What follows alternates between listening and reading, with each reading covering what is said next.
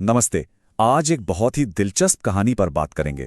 एक ऐसी कहानी जो दिखाती है कि हमारा समाज दो बिल्कुल अलग तरह की बहुओं को सिर्फ और सिर्फ उनके पहनावे के आधार पर कैसे तौलता है। तो चलिए कहानी में उतरते हैं। देखिए, एक तरफ है गांव की बहू जिसे समाज संस्कारी का टैग देता है, और दूसरी तरफ है शहर की बहू जिसे लोग मॉडर्न कहते हैं, और बस यहीं से टकराव की शुरुआत होती है। तो सबसे पहले मिलते हैं हमारे किरदारों से, श्री और काव्या, और देखते हैं कि शादी के दिन जब ये अपने नए परिवारों में कदम रखती हैं तो इनका स्वागत कैसे होता है। शादी में श्री ने पारंपरिक लाल लहंगा पहना हुआ है और मेहमान बस उसकी तारीफों के पुल बांध रहे हैं कि वाह, क्या आदर्श संस्कारी दुल्हन है। ये देखकर उसकी सास के तो जैसे सारे सपने ही पूरे हो गए। और अब देखिए काव्या को, उसने अपनी शादी में एक मॉडर्न कट स्लीव ब्लाउज पहना है और बस इतना देखते ही मेहमानों ने कानाफूसी शुरू कर दी। उसकी नई सास बेचारी चुपचाप शर्मिंदगी महसूस कर रही है।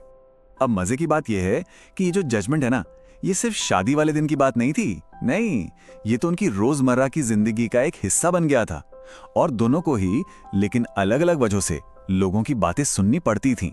मतलब दोनों ही अपने कपड़ों को लेकर मजाक का पात्र बनती हैं। श्री को लोग बहुत ज्यादा पारंपरिक होने के लिए ताने मारते हैं, तो वहीं काव्या को बहुत ज्यादा मॉडर्न होने के लिए। एक ऐसे सिचुएशन जहां कोई भी जीत ही नहीं सकता। एक दिन जब श्री बाजार में थी तो उसने कुछ मॉडर्न लड़कियों को अपनी साड़ी का मजाक उड़ाते हुए सुना। वो लोग उसकी तुलना फैशनेबल काव्या से कर रही थीं।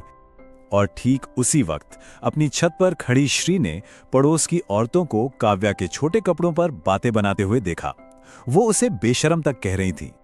अब कहानी में आता है होलिका दहन का त्योहार, और यहां दोनों को ही अपने अपने कपड़ों की वजह से सबके सामने बेइज्जत होना पड़ता है। एक तरफ श्री अपनी भारी साड़ी में उलझकर गिर जाती है और लोग हैं कि हंसने लगते हैं, मजाक उड़ाते हैं। दूसरी तरफ काव्या का पैर आग से जल जाता है तो पड़ोसी उसके मॉडर्न कपड़ों को ही इसका जिम्मेदार ठहरा देते हैं। सोचिए, इन सब घटनाओं के बाद उनके बीच की जो कड़वाहट थी वो तो और भी बढ़ गई।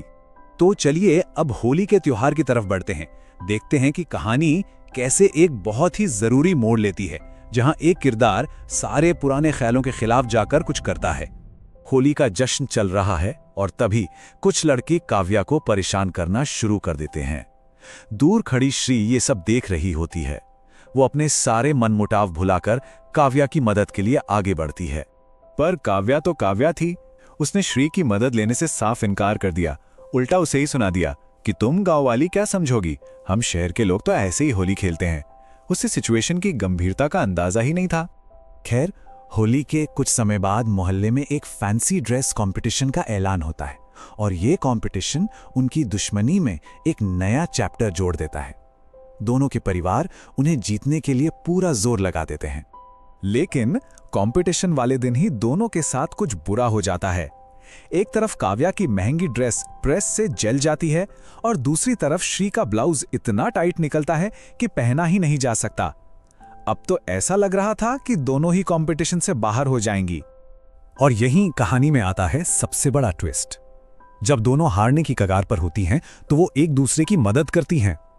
सोचिए, अपनी अपनी अलग दुनियाओं को मिलाकर वो कंपटीशन के लिए तैयार होती हैं।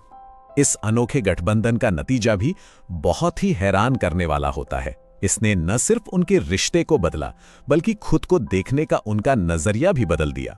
जब वो दोनों स्टेज पर आती हैं तो सब लोग बस देखते रह जाते हैं। मॉडर्न ब्लाउज में सजी श्री और पारंपरिक साड़ी में लिपटी काव्या दोनों ही कमाल की लग रही थीं। उनके इस मिले जुले रूप ने सबकी पुरानी सोच को जैसे तोड़कर रख दिया था। मुकाबला बहुत कड़ा था, लेकिन आखिर में काव्या को विजेता घोषित किया गया। पूरा हॉल तालियों की गड़गड़ाहट से गूंज उठा। लेकिन इसके बाद काव्या ने जो किया उसकी किसी ने कल्पना भी नहीं की थी। उसने वो ट्रॉफी श्री को दे दी और कहा कि मैं तो हमेशा सोचती थी कि खूबसूरती सिर्फ मॉडर्न कपड़ों में होती है, पर आज श्री की वजह से मुझे समझ आया कि हमारी अपनी संस्कृति में कितना जादू है, कितनी सुंदरता है। तो देखिए, कहानी का मैसेज बिल्कुल साफ है। जब दोनों ने एक दूसरे को मॉडर्न और पारंपरिक जैसे छोटे लेबल से देखना बंद किया तो उन्हें एक दूसरे के साथ में ही असली ताकत और खूबसूरती मिली। और ये कहानी हमें एक बहुत गहरे सवाल के साथ छोड़ जाती है। क्या हमारे कपड़े ही हमारी पूरी पहचान है, या फिर वो हमारी जिंदगी की एक लंबी और लगातार बदलती कहानी का सिर्फ एक पन्ना है?